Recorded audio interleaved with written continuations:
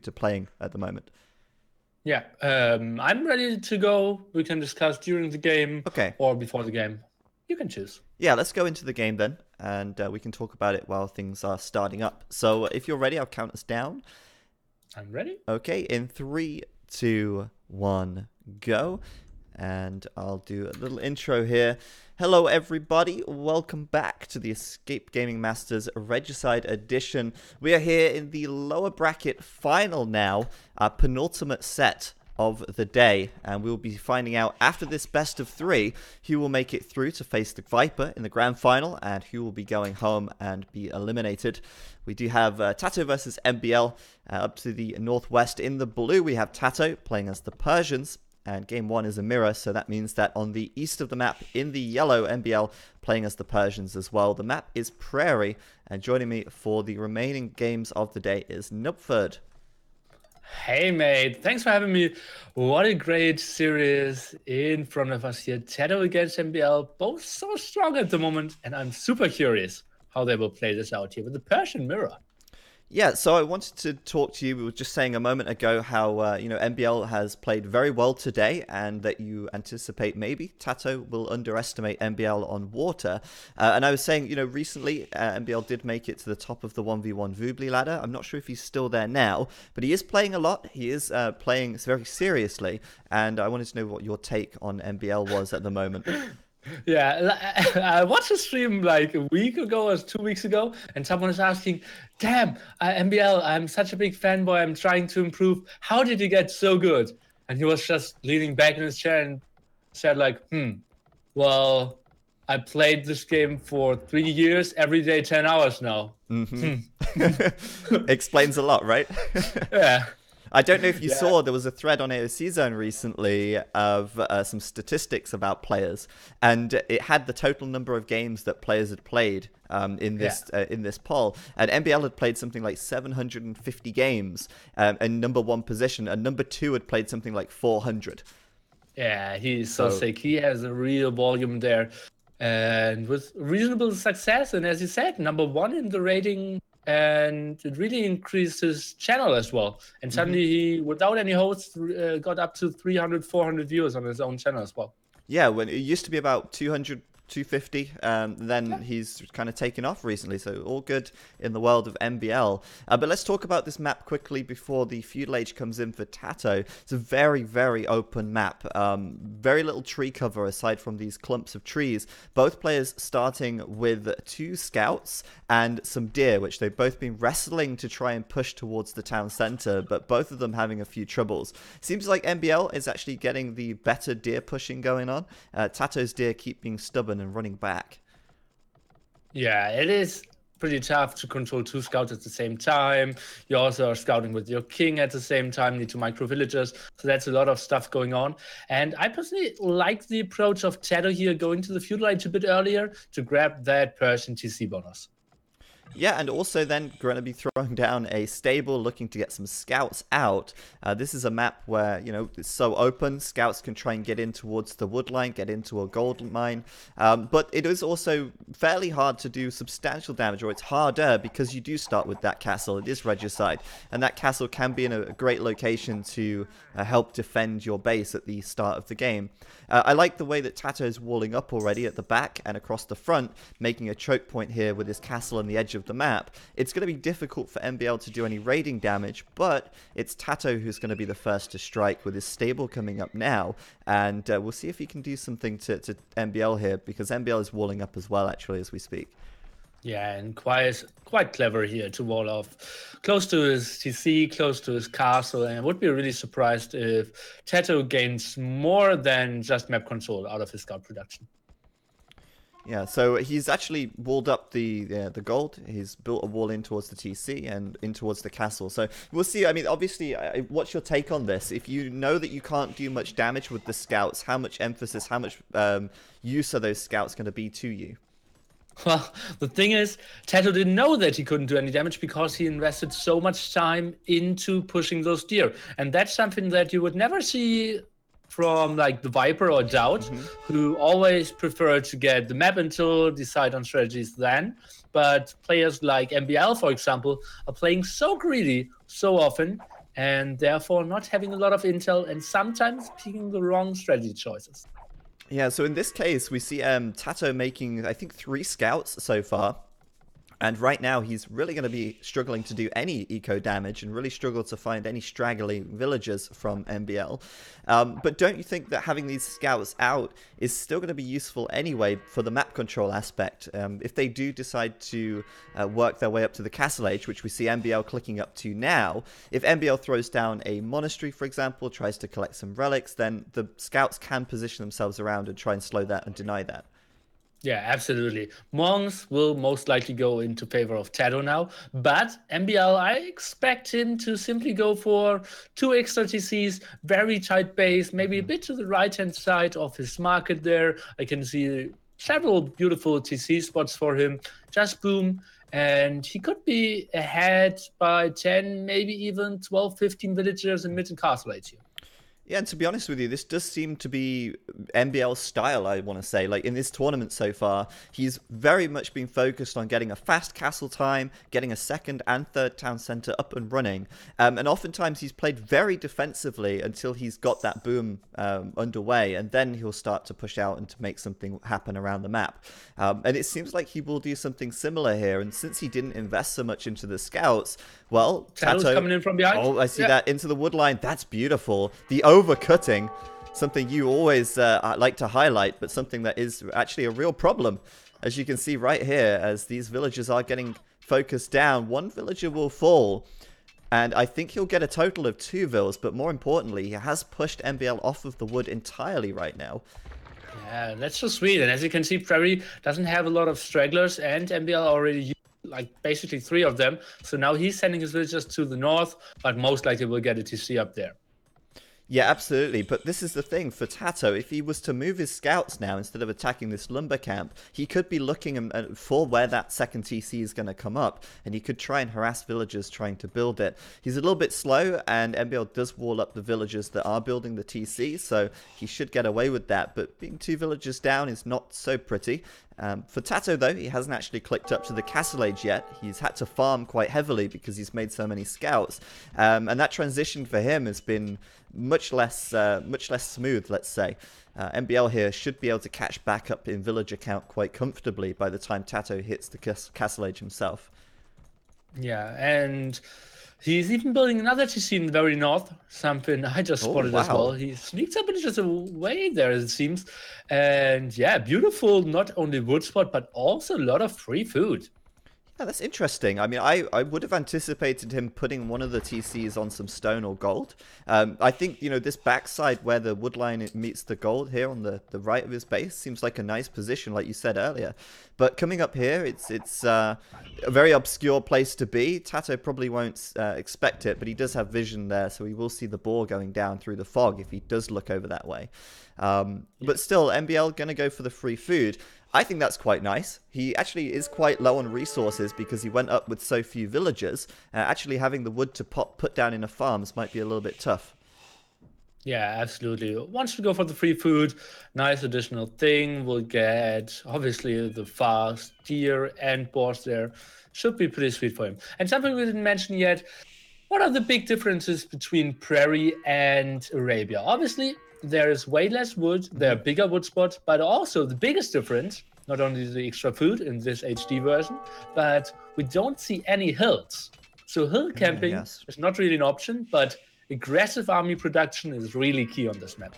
You're right, it's absolutely flat. And so, I mean, it's kind of interesting because hills can influence a lot, you know, sort of castle placements and things like that. But in this case, since it is so flat, players are going to be a lot more free with where they might want to build up, where they might want to focus their aggression. It's not going to be determined by the hills so much. So I guess they have more options, I suppose you could say. Yeah. I would say so as well. Like, crossbow camping isn't really a thing. And wow, MbL sadly losing another villager. So I anticipated being 10 ahead. At the moment, he's only 6 ahead. I'm at 14 minutes, 7 seconds at the moment. And TaToH is now reaching Castle Age. Yeah, the difference to Castle is huge. We see MbL already getting his 3 TCs up, and even though he lost 3 villagers in total, he is now 9 villagers ahead, or 10 villagers ahead as we speak. So it certainly worked out very well for MbL. I would say that these scouts for TaToH haven't paid enough. But he is, look at this, he's actually killing the villager on the corner of that mining. Did you see that? Yeah, I saw it. MbL saw it as well. That was a bit confusing, but yeah, nice micro there, sending the villagers over. And yeah, TaToH is trying to extract as much value out of his scouts as possible and going for some sweet eco upgrades here. Yeah, in the north side, we do see MbL building a barracks there, and he will maybe follow that up with a stable. I would expect to see a stable, but at the same time, he could also, we saw him earlier against TaToH, he went for this really nice siege and monk push, and he is actually going to follow that up with a siege workshop. So I guess, yeah, siege and monks could be interesting, but for the time being, it's going to be difficult to do damage to the front of TaToH's base. You see, he's got the castle there in range of all 3 TCs. I think it's difficult to do damage at this stage of the game, really. Yeah, most likely players have to boom to Imperial Age, and then early on, some hand cannoneers, some bombard cannons, halberdiers to protect those, and that should be the first real threat in this game. Single mangonel trained by MbL here, and I guess he could come behind this wood line and flatten some villagers there, and actually that could be pretty nice because there is only one. There's one wood line to the north, and there's the one in the south, which is a lot more exposed. So MbL possibly looking towards doing that, and he did something similar in the game versus TaToH on Capricious as well. So kind of a similar style there from him. Just a single mangonel to force a reaction out of TaToH, I suppose. Yeah, and TaToH had an aggressive woodline or an offensive woodline in that game as well. So seems like that's something MbL likes to go for. And what else he likes to go for is just sending random villagers around into their death. Yeah, on the right side, I guess, with those 2 low villas there. But MbL right now getting that wheelbarrow tech. He's got a lot of farms up, and he's still taking that free food in the north. So this is really looking very smooth for MbL at the moment. He's still maintaining an 11 villager advantage.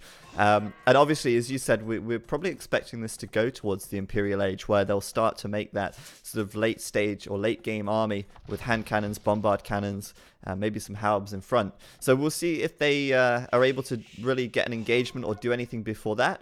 We do see MbL protecting his mangonel with some spears, so he's obviously thinking ahead to those scouts heading over to try and take his mangonel out. And he does have a single villager there as well. What is the stone like on this map? Is there is actually plenty of stone, so that's not too much of a problem. It looks like 2 spots of 4, but let's take a look at MbL's rate. And sadly, I think TaToH even overchopped there. Oh, he did. There's a hole. You're right. But also, I guess even more sadly, is that he just rebuilt his lumber camp. And then MbL comes in and is like, nope, you're going to lose all that wood gathering over there. So MbL now dropping down a barracks behind this. He's just going for another barracks. Maybe we'll see pikemen being researched here. That'll be interesting. Why do you think he might want to go for pikemen in this situation? Honestly, I don't really think that he needs to. Maybe trying to go for some scouting. I would love to see an outpost very aggressively to see if TaToH's maybe going for another... Oops. Yep. Oops. Fire. Maybe an outpost just trying to take a look if TaToH is going for some more knights or maybe a monastery, but MbL is going for the pikeman tag. Yeah, I think it's quite nice. I think... he knows that TaToH has a stable, so the obvious unit choice for TaToH is to make some knights. Pikemen obviously going to be great to deal with that, but it also means that if TaToH decides to make some defensive monks, it's not really going to be worth converting pikes, so it's just another way to sort of, I guess, make it awkward for TaToH. TaToH, though, still will get both of these mangonels, as that pikeman tech isn't there, and the knights can just run through and outmaneuver them, so overall TaToH able to put up a reasonable defense, building a siege workshop now as well, so that he can make some defensive mangonels if needed. But yeah, I think it's interesting. I mean, MbL really not a huge commitment to this aggression, but still pumping out a few pikes here or there. Yeah, and not protecting his mangonels there too well. The spearmen or pikemen there, not really in position, and TaToH getting some time to breathe, but still 13 villagers behind here. Yeah, a bit of nilly math there for us. Just making sure we're aware of that Vil difference. And I think that's something that's it's going to, pardon me, continue on that way. Because MbL did add a 4th TC as well. So he's going to keep ahead in that villager count for a long while here. Yeah, I think so as well. And he will continue to push. Maybe Mangnal Micro could be pretty interesting, but look at the resources of TaToH. Wow, clicking up to the Imperial Age right now. I guess that's the impact of not really making a lot of pikes and not making the 4th TC. He has saved a little bit of food on villager production, which he's now used to bank it and go imp. So a fast Imperial time for TaToH. And what do you think he's sort of setting himself up for here? Obviously, he can't afford to go chemistry and start pumping out a super late game army, I would assume. Not with 73 Vils. He's going to have to do something before that. I think that's something he will try to go for. Although I also have to say, I don't really see that being too efficient. Yeah, he will have some bombard cannons, but chemistry takes ages. He will never really get into the defensive. Maybe he just wants to defend with like 2 bombard cannons and then it's a 4CC. No, he's building it now in the back. Okay, yeah. So 4 TC in the back, and he's done the university. So, I mean, it looks like he wants to go for the chemistry tech. But, you know, being in the Imperial Age this fast isn't really going to help him so much, I think. I mean, it's going to be a long time before chemistry's done, and that's ignoring the fact that it's so expensive as well.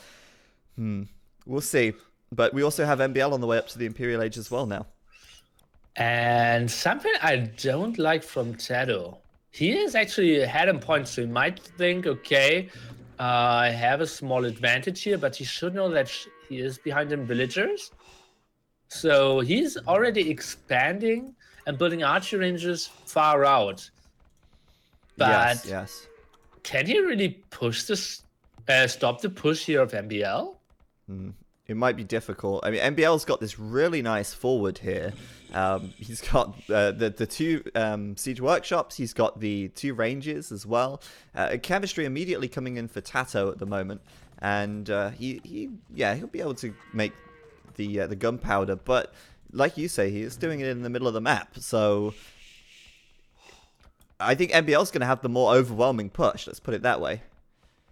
Yeah, well, I don't see TaToH stopping this. Do you see any production at home? Nothing. And actually, interestingly enough, MbL, he's going for an even faster play here. He's queuing up archers right now. He's probably going to do the crossbow tech. Won't be able to do much more than that, but I think he just wants a large mass of units to push in with, and then support that with bombard cannons. I don't think he's necessarily too concerned about the hand cannons immediately. What? That's a bit surprising to me. I even was so confused that I just checked. Did they maybe get Arbalest in HD? But no. Yeah, crossbowman tech is really surprising to me. Yeah, it is weird. I mean, you see it happen sometimes, like Indian wars, for example. Indians love to go for the gunpowder, but they usually open with Arbalest. MbL actually going for the crossbows is a strange choice. And also, he hasn't even done the crossbow tech yet. He's just queuing up archers.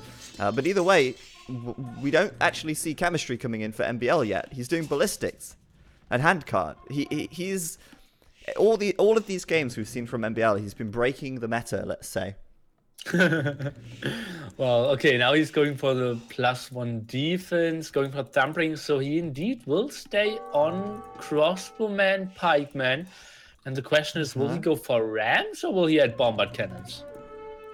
Well, I mean, he hasn't done chemistry, so I would assume he has to do something else. I mean, he can't do the cannons. This is very, very strange. And at the same time, you have TaToH now actually starting his push in the middle of the map. The bombard cannons are out. The hand cannons are on the way.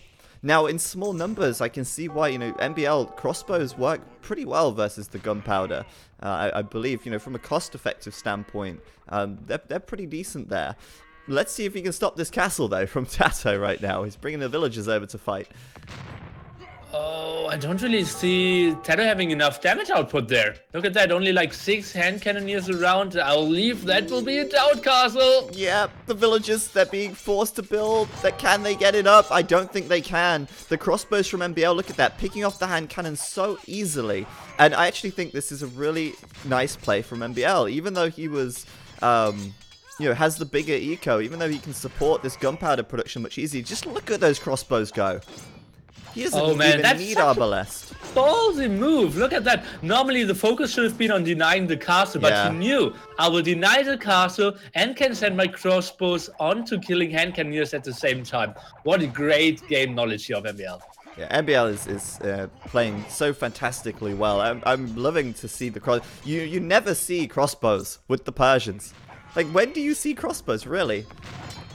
Yeah, I believe CA are so much better. For example, the brothers, Melkor and Fëanor, they love to go for CA in Persian Wars because you can build them in Castle Age. You got most of the upgrades and just can go for all the upgrades in Imperial Age. But it seems like TaToH could get this castle up now in the second wave. Yeah, it looks like that will complete, and he is committing a lot of villagers over there to doing it. Looks like MbL will try and take down what he can with the crossbows while he still can. But, I mean, all in all, TaToH, he's, what, 15 villagers behind? He's killed more than he's lost, but he has been making very expensive units, bombard cannons and hand cannons, which has been costly overall. And now we're starting to see MbL go into chemistry and make the switch into gunpowder as well.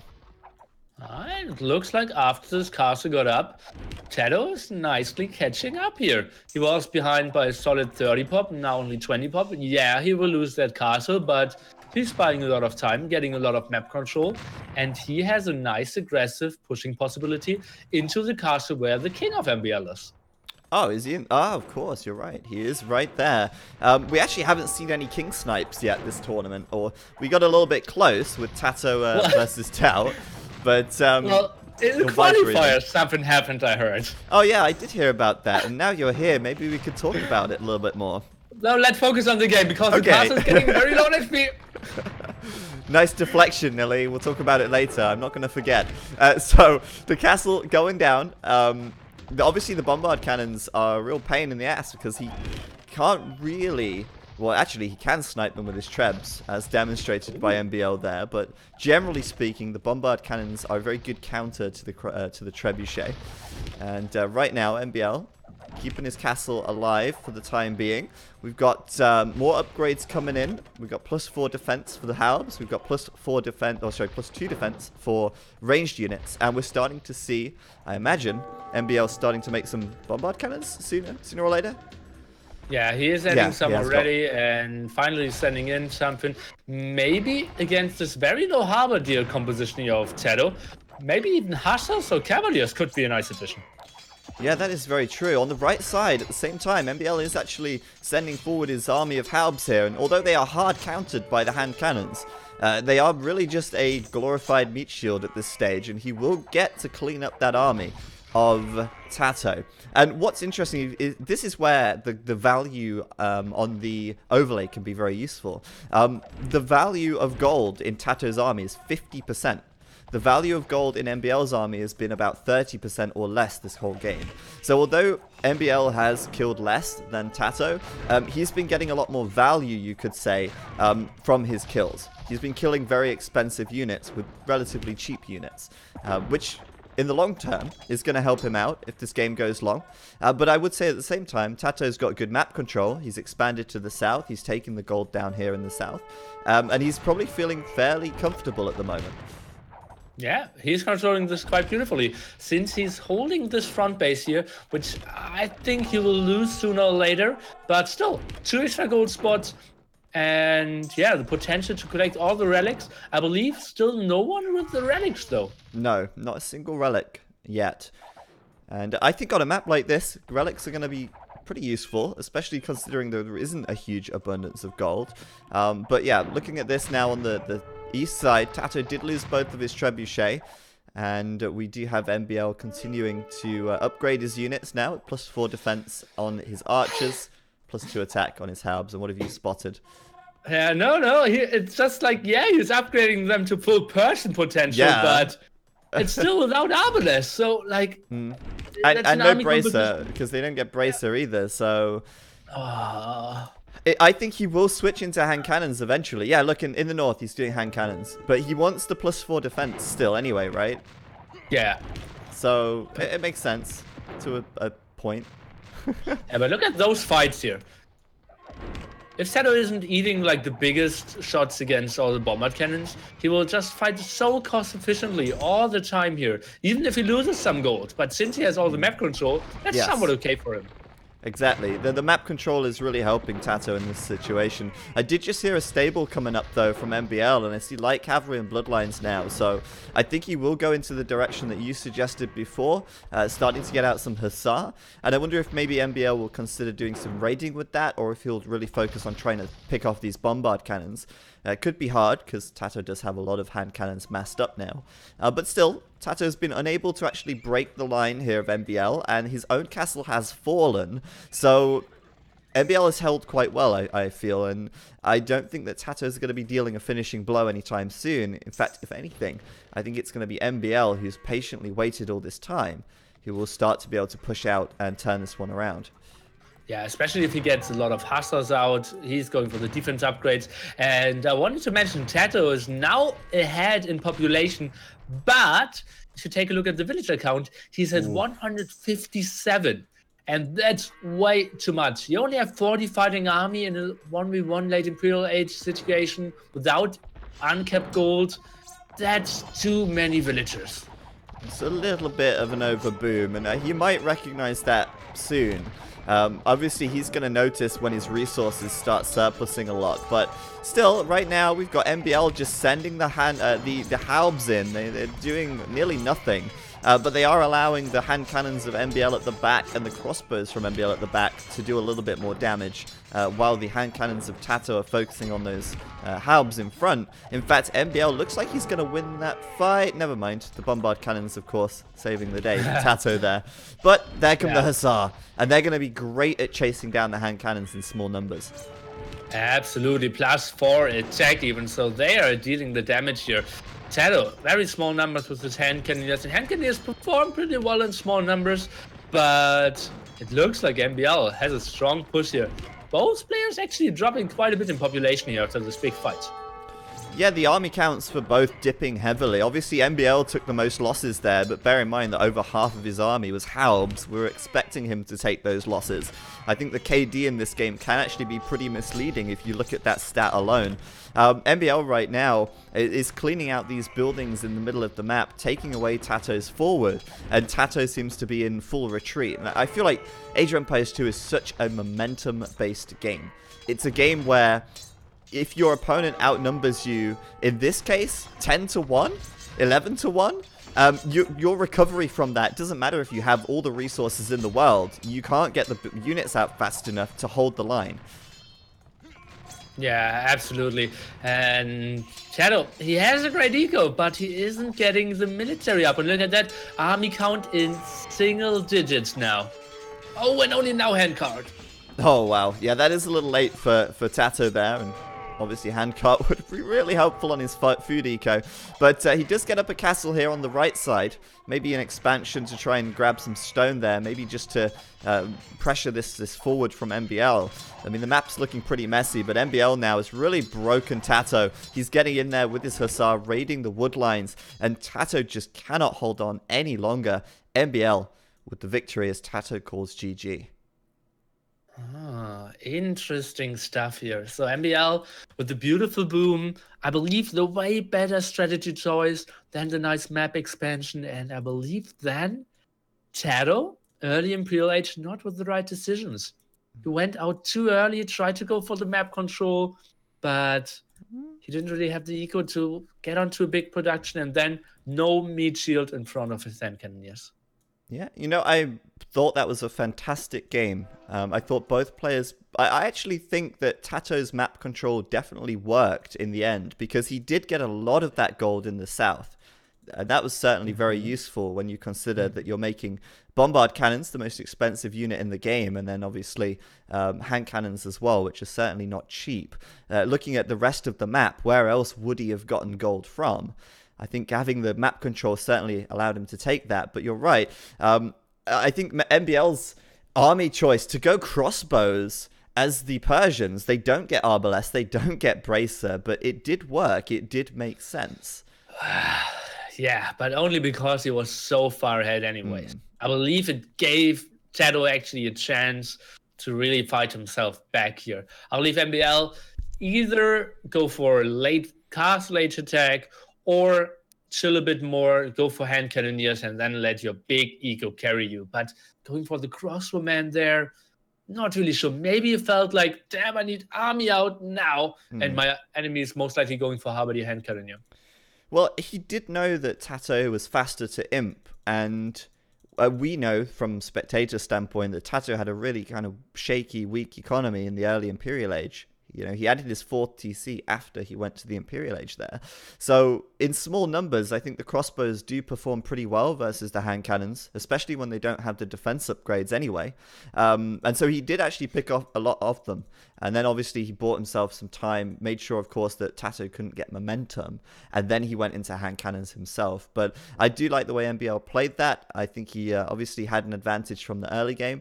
Very, very different styles from both of these players. You know, we saw two very different approaches to this map. TaToH with the early raiding, MbL with the turtling.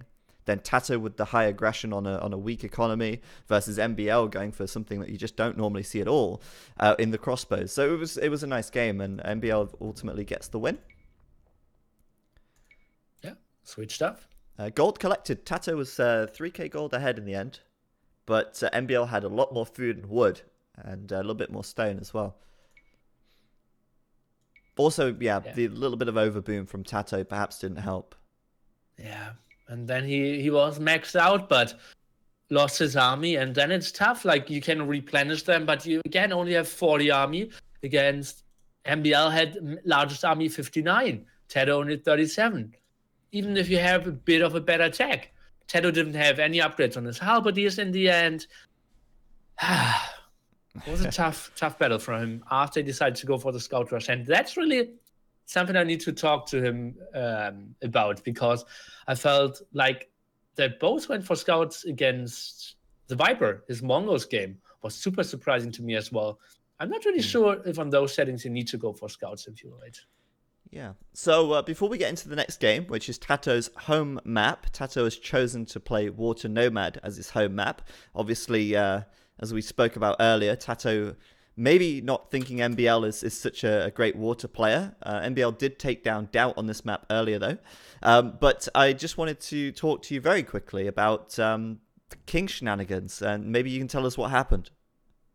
Okay, well, as you all know, we have a lot of players interested in playing those tournaments, and we have qualifiers running earlier, and now and then I'm trying to figure out how my luck is looking that day, and did sign up for the qualifier.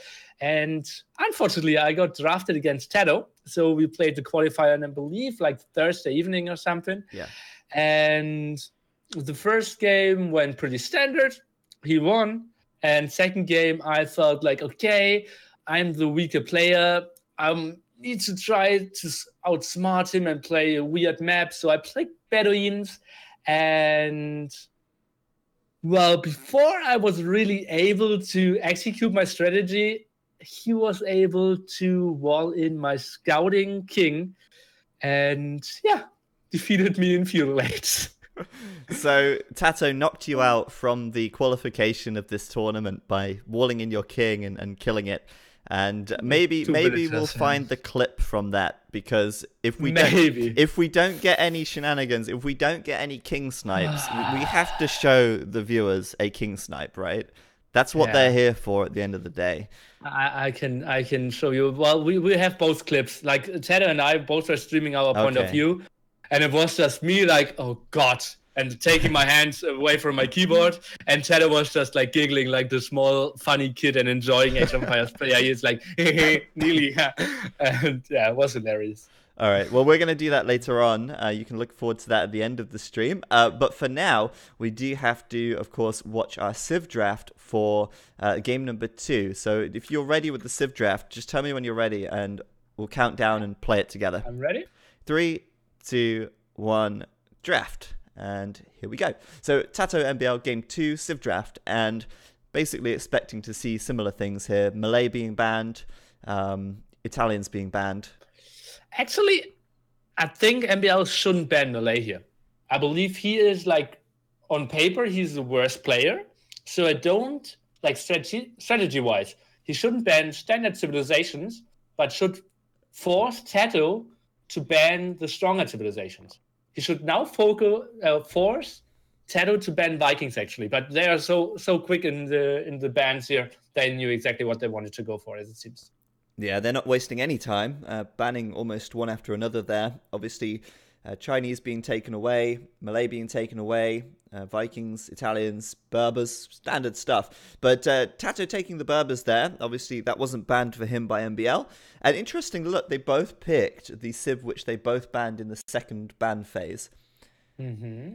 There you go. So basically, their first kind of hidden ban, which is basically the same as the second. But yeah, I talked to TaToH after his game against the Viper, and he said, damn, I need to ban Berbers. They're so strong. Mm-hmm. And yeah, he really wants to play them. Yeah. Well, it's a given that, like, the Malay and the Italians, the Vikings may get banned. I think the Malay might be better, to be honest, but maybe not in this game mode. Maybe not in Regicide, because you can still go up feudal really quickly anyway. Obviously, what we're looking at here is basically 10% faster ship movement speed for the Berbers, and 15% less wood cost on all buildings for the Malians. And it's pretty obvious why those civs are favored for water maps, which Water Nomad is. So, if you're ready, we'll load up the second game, and we'll get this one going. I'm ready. Okay, in 3, 2, 1... play, and here we go in game for our second match between TaToH and MbL. It's TaToH's home map now, since MbL won game 1. He gets to choose the map for game 2, and it is 1-0 to MbL. It's a best of 3 to decide who goes on to face the Viper in the final and who is eliminated from the tournament. Joining me once again will be Nubford, and I'll let you talk about the players and the civs, Nelly. Okay, so we have TaToH playing in the blue trunks here in the north, and he has a beautiful TC placement close to the wood and gold. That's something you absolutely have to aim for, and TaToH used the restart against the Viper because he didn't have this in the other map. So it's a bit like the Settlers of Catan. I'm not 100% sure if that's how it's called in English, but I think it is. so. I love that game. You want to have wood and gold access with your one piece. Well, in the south, we have MbL, but you can talk about his civilization is Malians. Yeah, Malians, of course. Well, I don't know if you said before. I don't know if I was just not hearing right. But Berbers 10% faster ship movement speed. We saw that really working out well for Viper earlier against MbL. And then this time, MbL in the south, the Malians. He gets 15% less wood cost on his buildings, which means even his first TC costs less wood. And once again, we see MbL, if we click on that TC, going up to the feudal age in 1 minute and 51 seconds. He builds the TC, he clicks to the feudal age, bish, bash, bosh. Yeah, and that's just the beauty of the Malians, having the TC cheaper, the houses cheaper, the dock cheaper, and the mining camp cheaper means he can build all of them and can instantly click up. And we can see TaToH still trying to get more wood to build his lumber camp, and only then click up because he needs a second building from the Dark Age.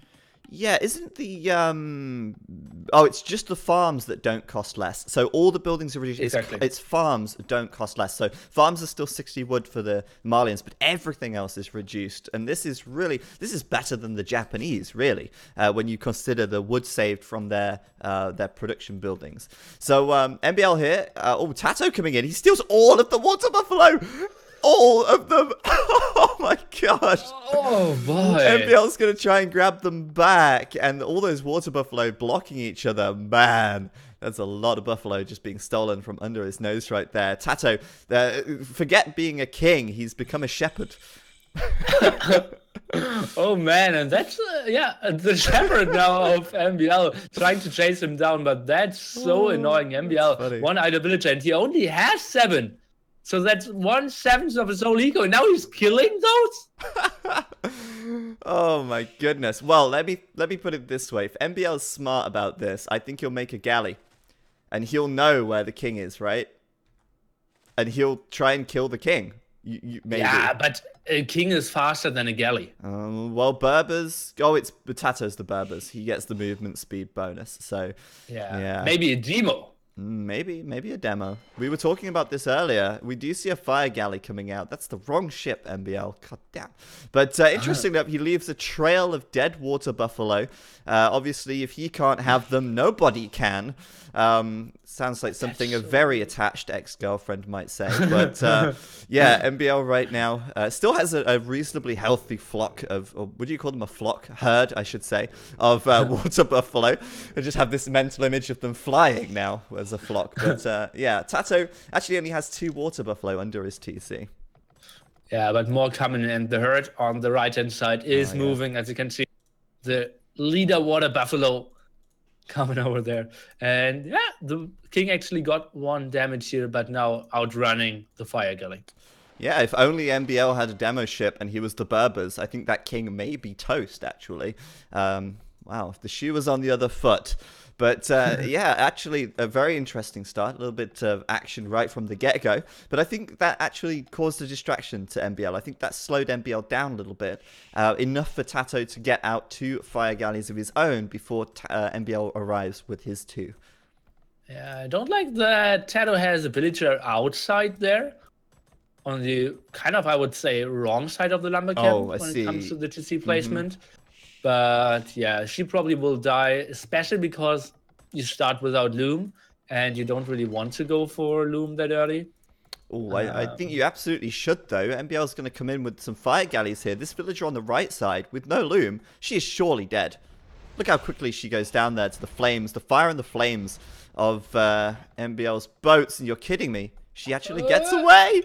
Wow. No way. That was weird. She was at 2 HP and still got some more fire on her head and still survived. That was so weird.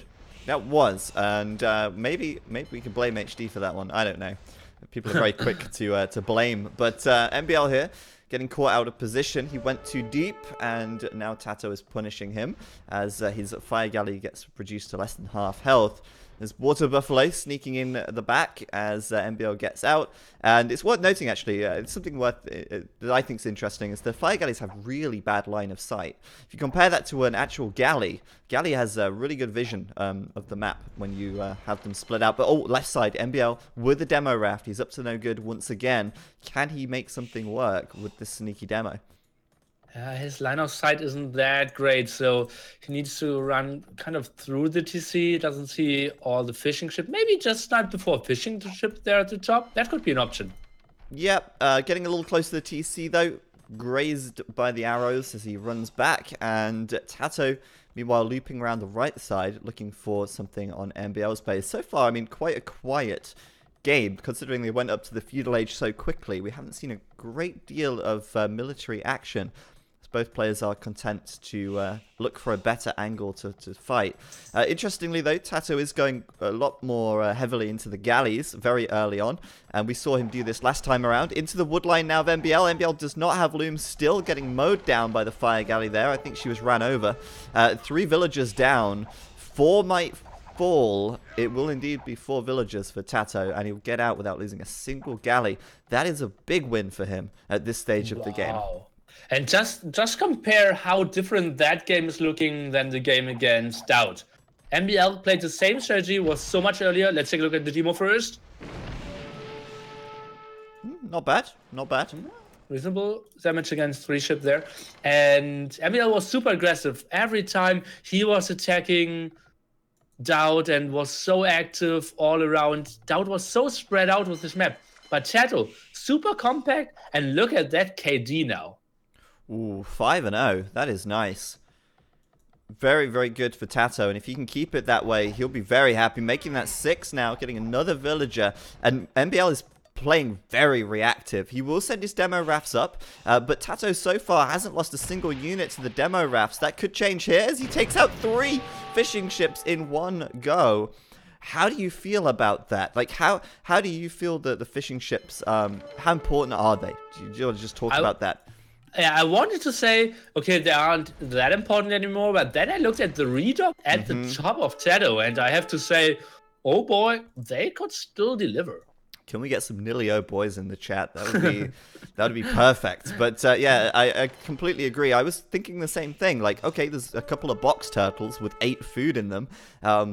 No big whoop if you lose your fish there, but then he has redocked and he does have a lot of fish available in the north side, so he's actually rebuilding fishing ships over there, and I think that says a lot about TaToH right now. He's rebuilding fishing ships, which means he is confident that he has a good military edge over MbL here. Yeah, and he's 6 villages ahead as well, 5 army ahead. He has a solid advantage, big demo hits. Nice, and he is actually maybe not taking the best fight over here, but he still maintains a really large army advantage. And now, of course, using that movement speed advantage of the galleys to out-micro the fire galleys, which, as we know, are not as good once these galleys get that fletching upgrade as well, which TaToH does have. So this is much harder for MbL to chase down and to corner these guys. MbL, or TaToH, really using his Civ bonus here, and going to make it work. I think he might take out all of this if he has the patience to micro all the way back. Yeah, and it seems like he does have it, and he's also like so beautifully moving back there. Just a small inside thing, if you have 5 galleys and you click them far away, they line up like they want to be behind the first one. They want to go in one line basically away, but if you just click them like 6 tiles away or something, they demo it. That was huge. Sick. I mean, it wasn't visually spectacular. No ships were sunk, but they were all brought down to about 20 to 30% health. Yeah, if that happens again, TaToH is at like 2 military or something. Yeah, that's horrible. It certainly makes it easier for the fire galleys as well. Yeah, and look at how well MbL is microing there, and he gets a lot of damage done against those very low HP galleys now.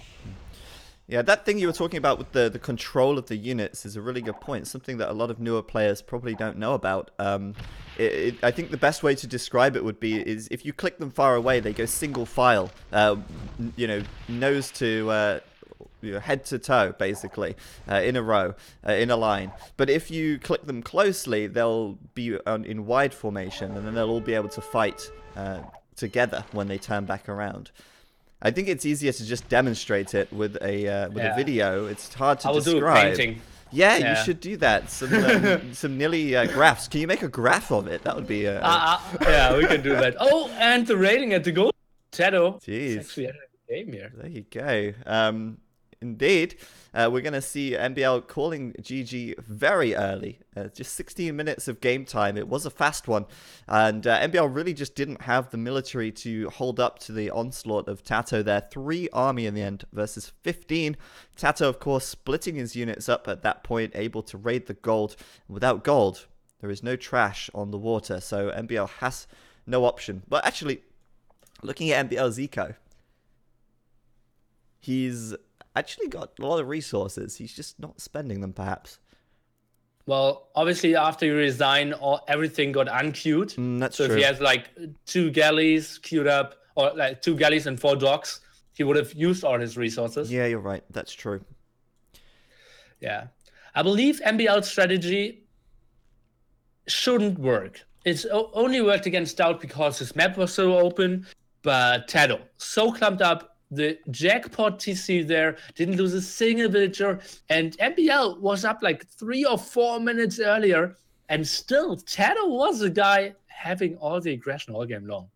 Yeah, I like that. I think actually part of that, as we touched on earlier, was because the first ships from MbL went backwards. They went back to deal with the aggression from TaToH's king, I suppose you could say, stealing those water buffalo away. And it's a good job he did steal them away, actually, because he would have been in a bit of a predicament if he ran out of food. Certainly would have hurt TaToH in that game. But GG, TaToH will get the victory, and we'll move on to our third game in this series, this best of three, the final game now between here and the grand finals. It will be Lombardia, the home map of MbL, a map which we haven't seen so far this tournament, a land-based map with quite a lot of sort of clumpy tree lines, and we'll talk about the map when we get into it. But if you're ready, we should just go straight into the Civ draft, and then we can load up our next game. I didn't get the link of the Civ draft yet. Oh, Robo. Oh, Robo. But I can mention something else from the game before. Yeah, go ahead. If MbL is playing the strategy, he should always send his king instantly to the front. Something we saw from TaToH doing in the game before. Because obviously your enemy doesn't have a TC instantly. Mm-hmm. So like losing your king is super, super unlikely. So if MbL is going that aggressively, he needs to scout and needs to see where he can do the damage. And then maybe adjust the strategy. And that's something MbL didn't do, played just completely blind. Well, it's interesting you say that, actually, because you actually said the same thing in the first game. You said people like TaToH, or maybe, you said MbL, TaToH, they often make a strat without scouting their enemy first. And you said that that's something that you would never see Viper or TaToH doing, for example. Yeah. And I guess similar thing here. Yeah, I believe MbL is very known for that. And that's something like Viper is always criticizing MbL for, because it's like so one-dimensional and not reactional, and that's actually not how RTS is designed. Well, if MbL makes it to the final, he'll get to face the Viper, and we'll see if that theory holds up. So we do have the link to the Civ draft now, so we can check the final Civ draft here between the two players for Game 3. Lombardia, if you're ready, tell me, and we'll do it. I'm ready. In 3, 2, 1, go. And I'll let you cast this Civ draft. So, yeah, obviously we're playing Regicide, so civilizations with very strong castle age units are very nice. MbL banning the Indians here, obviously not potentially for their elephant archers, but strong boom, incredibly strong Imperial age camels. I would be surprised if we see the potential of Spanish being picked. Marians are still pretty strong. Berbers, obviously, and now both playing banning Malians. Mm-hmm. Those Gabeto are very good, but I wouldn't be surprised to see something like the Berbers. Sorry, not the Berbers. Well, the Berbers have been banned, but the Burmese or the Spanish, like you say as well. Interesting though, Ethiopians being taken out of the picture there. Oh, that's interesting indeed. Yeah, interesting. Chinese are still very strong. I think TaToH might consider the Berbers here for the camel archers. They're being so great, and interestingly, Britons as well. That's interesting indeed. What? Oh, I know why. Lombardia, you don't start with a castle. You don't start with the castle? No. Oh, I don't think you start with a castle on Lombardia. Like, okay, just logically looking at this, you think, okay, surely they don't start with a castle. Yeah, it was pretty far off. Okay, then maybe I didn't check the map properly, and we'll take everything back, and we should maybe jump into the map and then recast the Civ draft. Well, no, I think we just touch on, we'll just clarify here. MbL picking the Koreans, which is very surprising, but I think he's obviously planning some kind of tower shenanigans there. And TaToH with the Mongols, Lombardia, I'm not sure. I think it's just standard resources, so I don't think it's like Capricious where you have 1,000,001 boar and deer. But we'll jump into the map and we'll see firsthand exactly what it's all about in just a moment. So if you're ready, Nilly, I'll count us down and we'll get our third and final game of this losers bracket final underway. I'm ready. In 3, 2, 1, go. And here we are, guys, in game for TaToH versus MbL, game 3 of this best of 3, our penultimate match of the tournament, and the decider, who will be knocked out, who will make it through to the grand finals. We're here on Lombardia, and it is a an interesting size watchtower start, which means that we're probably expecting to see towers and a lot of them on this map. And look at that instant strategy here by TaToH. Sending 5 villagers on gold, and you know what that means. Loom. It has to be the quick loom and the very quick feudal age with some aggression. Yeah, and we should clarify for the sake of the new viewers today who didn't see this yesterday, watchtowers being built in the Dark Age. It can happen, and it does happen, but it's only possible if you start with a watchtower. I guess you could call it a bug, some might call it a feature, but basically, yeah, the way it works technically is that by having a watchtower, it actually unlocks the watchtower technology. Because the watchtower is actually a technology which can be researched, but it's done automatically when you reach the feudal age. So by having a watchtower, it automatically researches the watchtower technology, and therefore you can make watchtowers in the Dark Age. It's a bit of a weird quirk. I actually don't think it's a bug. I think it's an intentional thing, part of the game. But either way, we do have TaToH to the southeast of the map in the blue as the Mongols, and over to the west of the map in the yellow, MbL playing as the Koreans in the yellow. And where? TaToH is doing loom now. Okay. And yeah, actually, there is a very standard map. Oh, wait. The MbL, king of MbL. That's got to get walled. Oh! That has to be walled. Oh! TaToH. Oh! What happened there? Well, he was a second too slow, I think. That's what happened there. What happened there? He could have built... Did he misclick something? He could have easily built a gate there as well. He had enough wood. I think the risk of the gate is, does it align the right way? But you're right, a gate going horizontal... would have been the wrong way, yeah. He needs to switch it, but... Oh, he's got his scout, though, chasing the king right now, but the king's just too fast. Yeah, the king is too furious. And MbL's coming forward with some vills. It would have been a kind of a lame way to end things, though, if he did get caught there. But MbL now quickly thinking, I've got to get home. I'm scared. Okay, MbL now going aggressively here. And he did send 2 on gold, has 3 on stone here at the front. And 1 villager very low and going for the big aggression. TaToH trying to counter that with some militias. Yeah, both players nearly up to the feudal age now. 1 villager going down. I thought for a second that MbL didn't have loom there, but he does have loom. Loom is confirmed, and it's getting very messy on the front. But the last thing TaToH wants now is to get into a tower war with MbL when he can't build... well, he can actually build towers, but against the Koreans, it's not something you really want to engage in if you can help it. I think better to just overcommit some villas and prevent towers coming up in the first place. Yeah, obviously, tower war against Koreans, not the greatest thing. Not 100% sure why TaToH is now going back with his 2 militia and the scouts. And what his long-term plan is. If he's trying to go for a stable, let's take a look at the back of his base.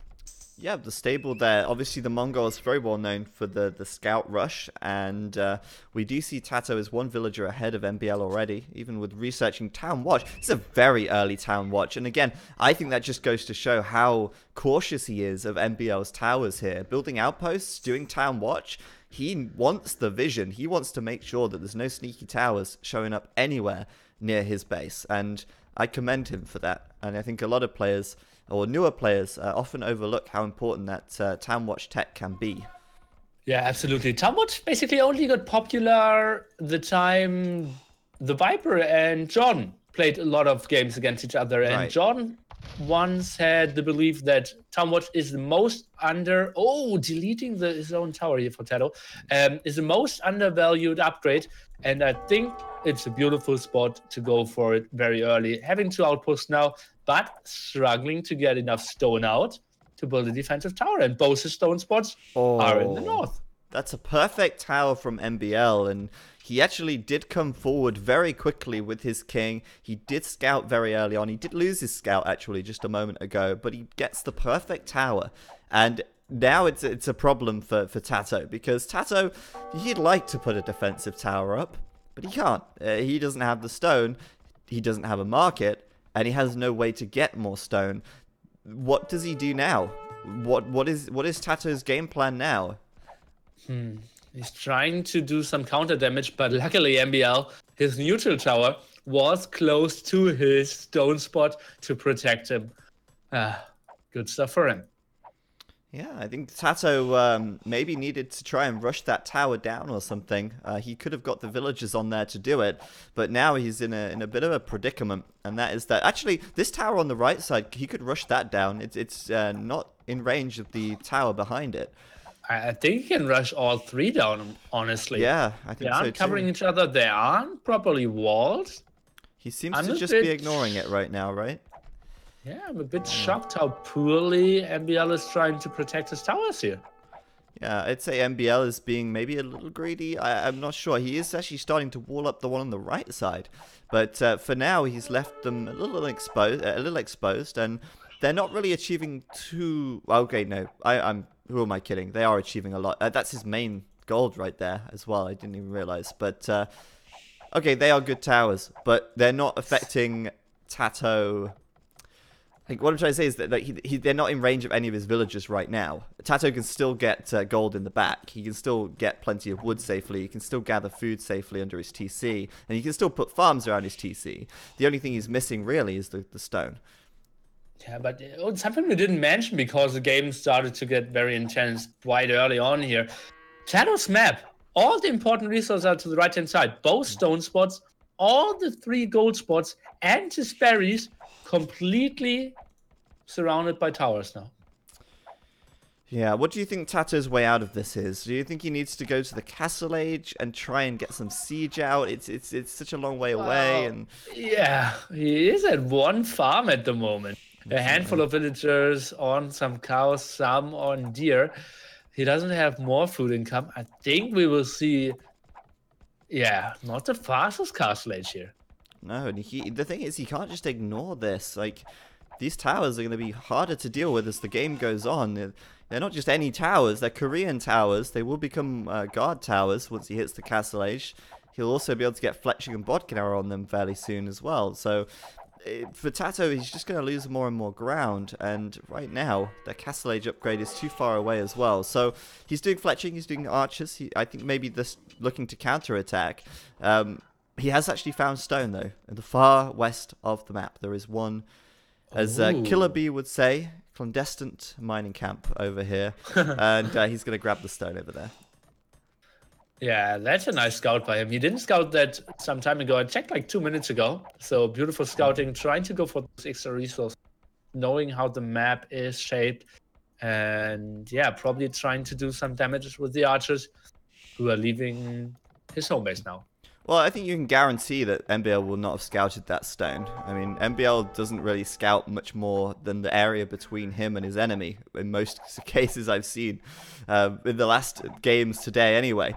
But he will actually be able to get that, and MbL's even, look at that in the chat! He even acknowledges. He even says, stop exploring for high score. Like, if you're so bothered about it, just scout a bit more. But then again, he did lose his scout earlier on. He did lose his scout, remember? Yeah, and that's such a nice knowledge of both players there. Like TaToH, he was intentionally just actually scouting, but MbL knows this score isn't because you're so far ahead. It's mainly because you're scouting. And for every point of exploration, you get 10 more points. So, yeah, totally justified point lead here so far. MbL trying to get another defensive tower up. Let's see if TaToH can deny that one. It's interesting, actually. Like, MbL puts this tower here on his gold, as TaToH is about to run over and put a tower there as well. It's interesting as well that TaToH goes for an offensive tower before a defensive tower here to stop the push from MbL even more. TaToH, though, will bring the archers over. He's got Fletching. He can deny it. I don't... Oh, this is bad. This is really bad. Oh, this is so good for TaToH here. 1 down. We'll get at least 2, maybe 3. Oof. She hops in at the last second, and TaToH will successfully... Well, I want to say he'll successfully get his tower up, but MbL's bringing more villagers over. He needs to complete the tower. Can he get it up? I think he might. How many villagers will he lose in the process? No more. Sick. And TaToH's tower is denied as well. Why didn't he camp close to the tower there. Yeah, if he sat underneath, he might... Or maybe he was in range of the tower behind. Yeah, I think he would have been. Further away. Okay. He would have been. So many weird situations there that he couldn't sit there. And how this third villager close to, yeah, it was a near-death experience and then jumped over the mining camp into the tower. Yep. Sick ninja jumper. She got some sick air, what can we say? But yeah, TaToH now, I mean, his questionable tower here, I mean, that's not... I don't think that's in range, really, of those wood choppers. Maybe when he gets... well, he has got fletching, actually, but I'm not sure. Either way, MbL's left side of his base is on lockdown. He's going to be slowed again to get the market. TaToH is being annoying. He's certainly slowing MbL down a little here. And he's also coming up to the north side as well. He might sit under this tower. And now the question is that does MbL try to fight this down, or is he maybe forced to go on to some skirmishes? Maybe. And interestingly enough, both players could go up to the castle age right now. MbL could buy some food and make the click. At the moment, though, he has no military. He has 0 army. His army is basically his towers, his army of towers. But they aren't very versatile, you know? Like, towers are just a static defense or offense. They just sit there. They shoot at things that are in their range. You can't maneuver them. You can't position them. That's it. But TaToH actually has a good number of archers. He has a couple of militia, and he can actually be a nuisance. He can force MbL to put towers in places he probably doesn't want to, and keep him sort of contained within his base for the time being, I would say. Yeah, absolutely. And let's take a look. How much stone does he have left? Because he built so many towers, but yeah, he still has another spot. So probably we'll just go back onto stone, and then will we see war wagons? No, but he doesn't have a castle. He can't. Yeah, not yet. But I think he will go for more stone, right? Well, MbL has 24 stone right now. If he goes for war wagons, he needs to get enough stone for a castle. And then start war wagon production. And that's going to take him a long time, really. Okay, then I will ask this differently. What will he go for in Castle Age? What will he do? I think he'll do Bodkin Arrow straight away, and maybe he'll add a second TC. MbL's just played this these last games so passively, so boomy. But I think, you know, he can't ignore TaToH forever either. I think TaToH will definitely add a second and third TC. He's got more than enough resources to do that. And I don't see TaToH buying a castle, so... Oh wait, he's got the stone on the left. I forgot about that. Yeah, but only 4 villagers there, and I believe it was only a tile of 3, so not too much stone there. Okay, no, MbL will probably make the castle. Look at that. He sent like 15 villagers to gather stone. Yeah. But it's going to be a while still. It's still going to be a time. Well, it's still Koreans, and yeah, it seems like MbL has a dream, and that dream is a lot of war wagons. Indeed. TaToH could go for monks then, in that case. Mankadai probably not the best choice. But we already see how these guard towers have been upgraded. We see the +2 range, and that's without getting Bodkin Arrow. He's actually not got Bodkin Arrow yet. And for now, he's adding a second TC, so I think I was kind of on the money there. And even a third one. So TaToH, close to his farms and to the very far left-hand side, without any access to gold, is now upgrading his army and is trying to find some damage, but MbL is so well towered up here. Yeah, exactly. What can he do against the guard towers with these crossbows? Really, the range is insane. 10 range, and that's, like I say, even without Bodkin Arrow here. MbL does go for the second TC as well on the right side, and maybe we'll get the castle up eventually, but I expected that second TC, no less. And I don't know, he's actually gone for a couple of monks on the front here as well. And I don't really know what he's aiming to achieve with them. There's no really big units worth converting, I feel. Probably he feared a Knight Ramgo against his towers, which would be kind of a reasonable reaction to clear those up. And maybe just a blind counter with the monks there. But for now, they won't do too much, obviously. Yeah, maybe he'll collect some relics. There's a couple of forward relics near the front. And we do see the castle coming up as well. Very, very, very defensively placed. But he doesn't want to risk going out of his walls and building a castle with his villagers outside, because that can happen. The crossbows can come over, the villagers can get sniped. So MbL will indeed start making some war wagons. They're so expensive as well, though. He's only at 40 villagers right now. TaToH's at 50 in comparison, and he's going to be throwing down all those resources, all of his eco, into 2 war wagons there. Well, yeah, he's playing it very, I would say, arena stylish. But he will pretty soon kill the starting TC of TaToH, who has 3 additional ones, is trying to boom ahead.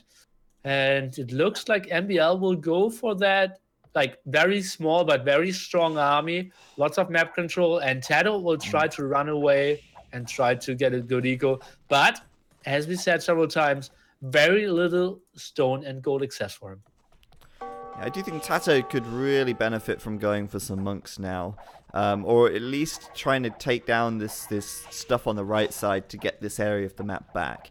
The thing for MbL, of course, is that although there are a lot more crossbows out on the map than he has war wagons, you only need a small number of war wagons to be able to take down a lot of crossbows.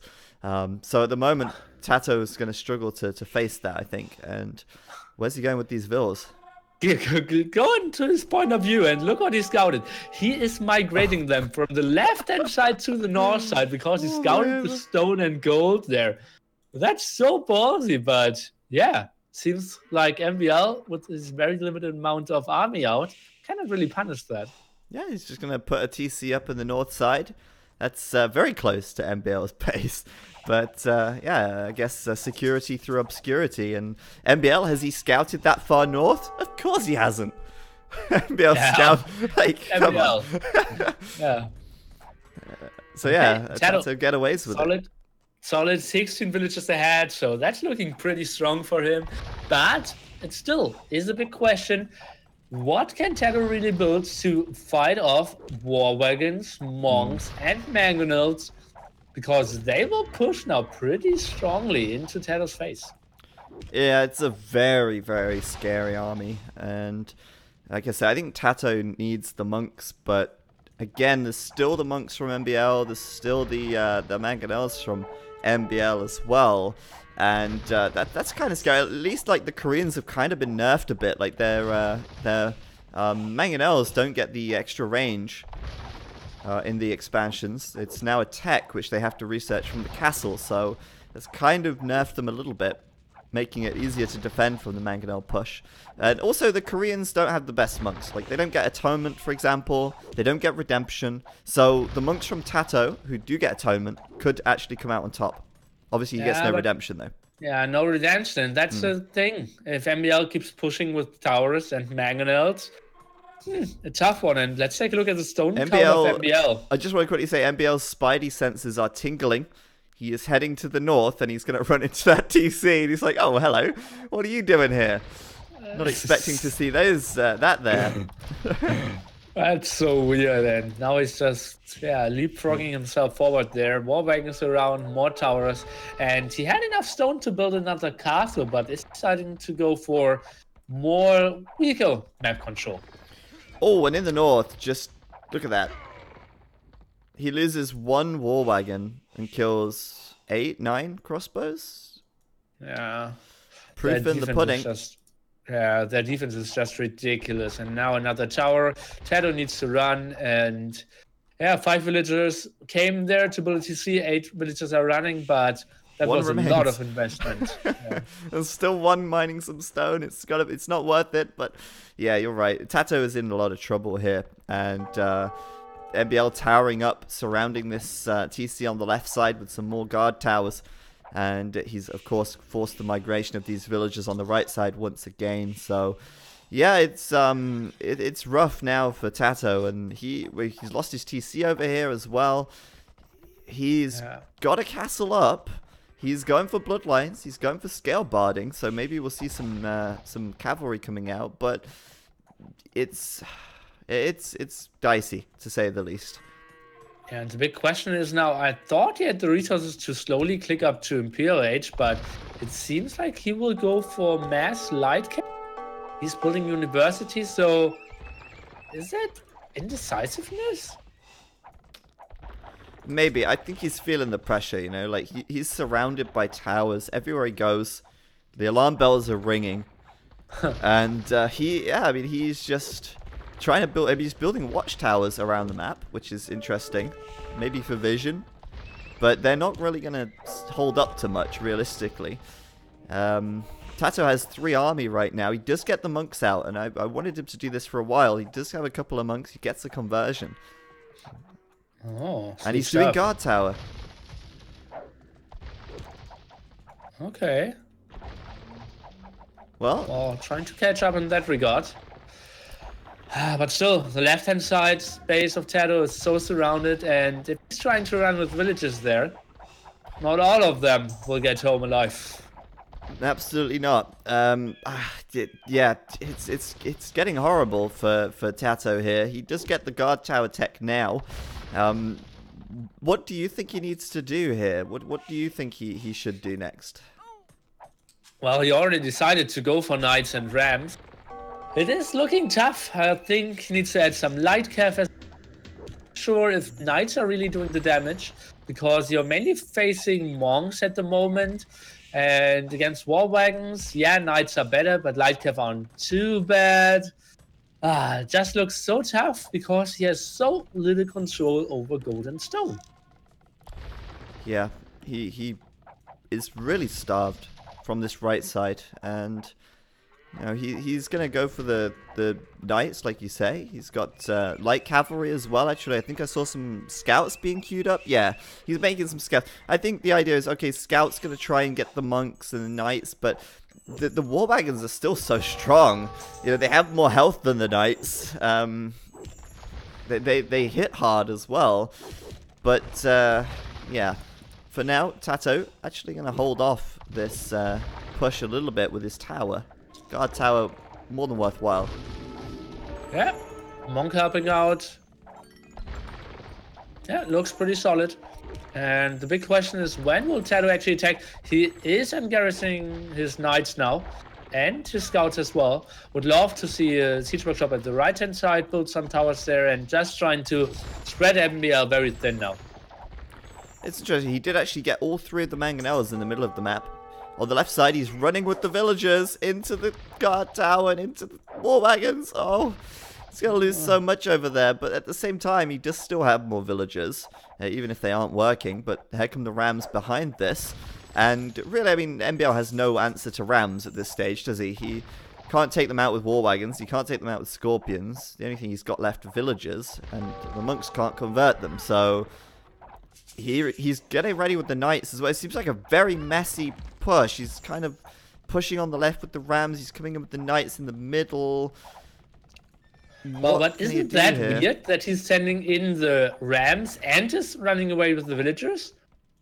If you have the rams, you can keep the villagers there. And if you don't want to use the rams at the left-hand side, then obviously you need to run with the villagers. But he kind of did both.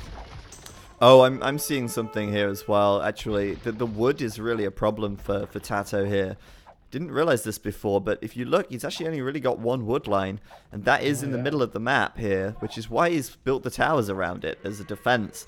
He could take the wood on the left, but you know, we've seen already there's a lot of pressure from MbL here, which he's starting to clear out. Once he can clear out these towers, he can start to get his map back a little bit. Obviously, the war wagons are still very formidable, and MbL now dropping a castle on this hill here to continue to pressure down into TaToH's base. And that's only with 3 villagers. I believe TaToH can probably stop that. 3 monks of MbL, but I think TaToH needs to take this fight. Whoa, he's going up the hill. 2 conversions immediately popping off right there. There's number 3. That's 3 knights now in favor of MbL. One's going to get reconverted, but the monks are able to really slow down TaToH's push, turn the tide of that battle. But TaToH's staying in there. He's committing everything he's got. He's got +2 defense and bloodlines on these knights. See if he can overcome the war wagons. Looks like he's cleaned up the monks for now, and the rams are deploying on the castle immediately. castle may go up here, but TaToH should be able to take it down quite quickly, as there are still no answer from MbL against these Rams, and there's a lot of Rams coming in from TaToH right now. Yeah, 6 Rams. I believe TaToH should be able to clear this up. He is behind in villagers, though, and still, as we said several times now, it's not looking too great when it comes to resources, but oh boy, that Mangonel is beautiful for MbL. Oh, but will it go down? The Knights at the back. Perfect timing there for TaToH to get in. I like how MbL tried to wall the Mangonel in. Looks like the Knights are focusing it down. Can they get it, though? Can they get it? Yes, they will. And that will secure the castle kill for TaToH, as those Knights all deploy there, and that's got to fall. Nicely played by TaToH. A great fight for him. But under heavy losses. Now look at that. Military count is 10 for him, and I counted 7 Rams here, so he doesn't really have anything with real fighting power. That is very true. The Rams are hard to stop because obviously MbL here, the only thing you can use to stop them are those Mangonels. But they're also very slow, and they also don't deal with the war wagons at all either. So we actually are starting to see TaToH adding in skirmishers now, which I think is a very smart choice at this stage. Oh, nice Mangonel here. Can he take it out? Yeah, he'll get that. But elite skirmishers, yeah, they're kind of on the list of counters, but honestly, not really. Yeah, you need big numbers here, and like 3 skirmishers against 8 war wagons, that will just be a bloodbath. And look at that, MbL. No. He thinks like, yeah, you killed 1 castle. Let's see if you can kill 2 castles. Oh man, it's always MbL doing these kind of plays. It's quite funny. But I don't know, I mean, with the Rams in front, maybe they can tank enough for the skirms to be somewhat effective. Nice play by TaToH here, though. He'll throw up a guard tower in range of that castle, and MbL has no way to take that guard tower down, so I think that castle will fail. He is starting to add in spearmen, and TaToH will probably be wise to keep pumping out the skirms right now, it feels. But what a messy game this has been so far, as this second castle from MbL threatens to fall after these 5 Rams immediately get back onto the business of taking it down. Yeah, and I'm checking the market trading prices. Wood is at the absolute bottom, so TaToH now needs to switch on to Lightcap, and he doesn't really have an answer to the Mangonels in the back here. Can MbL save it? If he saves it, I believe he wins the game. There's so many villagers repairing. The villagers are dying to the guard tower here, but the Rams are all going down. That could be the winning move, like you say, as MbL will keep his castle alive as the final Ram falls, and that has to be the end of the line for TaToH, surely now, as he will lose access to his wood, which is incredibly clumped up and inefficient on the front. But what a really ballsy play from TaToH there. MbL, sorry. Man. Oh, what a great game by MbL here. Sick forward, relentless aggression, so much map control, and ballsy plays all game long. Yeah, that was a really nice game to watch. Very, very enjoyable. The fact that he built one castle and lost it, and then he went and built another one, knowing that, hey, if that castle goes up, I probably won, so let's just do it. That should never be an argument, because then you can just go and build next to like 8 stables with 1 villager your castle, because if it goes up, you won the game. Yeah, but that was calculated risk indeed, and instantly ending the game. And MbL had so much map vision, not at the start, but in the end, cornered TaToH beautifully. Yeah, he did allow some villagers to slip out, but still TaToH completely in a big stranglehold all game long. Yeah, that was really fun, and I think, you know, it definitely worked for MbL that TaToH's map was very bad on the right side. By the way, he had another castle over there, which he put up later on. A single tower there was able to deny both of TaToH's stones, and he was in a bit of trouble from that point on. But TaToH, I mean, really, he should have identified that he's the Mongols. He could be up to the feudal age a lot earlier than MbL. He could have put a tower up there preemptively, knowing that MbL was probably going to try and tower himself. So, I don't know, I think he's only got Yeah. himself to blame for losing the right side of his map there. Yeah, I think two big mistakes. First, he didn't really realize how important the right-hand side was. Then tried to build the defensive tower, was a bit late because the Koreans bonus. Okay, I can see that. But then he needed to fight those towers down. MbL had only 4 villagers at the front. The towers weren't covering each other, weren't walled. TaToH had a lot of timings from like minute 6 till minute 10 or something to tear down all the towers. Yeah, maybe with some losses, but still a fighting chance in this game. And even if those towers go up, he still built a defensive castle. Why didn't he rebuild it where his starting TC was? Then he could have taken out all the towers and reclaimed his gold. That's true. He did build the castle in the back on the left side. And also, he could have villager rushed the towers down. The first tower was very exposed. The second tower wasn't walled up for a long time. The third tower was out of range of the second tower, although the third tower was probably the worst. But even still, TaToH could have dealt with that, I think, a little better. And in the end, obviously, he got away with it for a while. He did come over to the left and take the stone. He managed to even take the stone in the north for a little bit. But as soon as MbL got out the war wagons, he started scouting the map, and that's when it all started falling apart for TaToH, I feel. I do think he held on very well, and in the end, he even had the same villager count as MbL, but ultimately got overwhelmed in army, and obviously those war wagons are a real beast to deal with. Mongols and Castle Age, not that strong. Oh, and now I'm excited for the finals. Ayo, there we go. There's the bracket, Heyo. guys. Grand finals coming up next. It is a best of 5 between 2 Norwegian players. 2 of the only Norwegian players, really. And there they are, the Viper versus MbL in the grand final. And we'll have that coming your way in just a few moments' time. We are going to have a very short break to get the recorded games and set everything up for our final game here. You can see on the head-to-head that we have Fortress as our first map.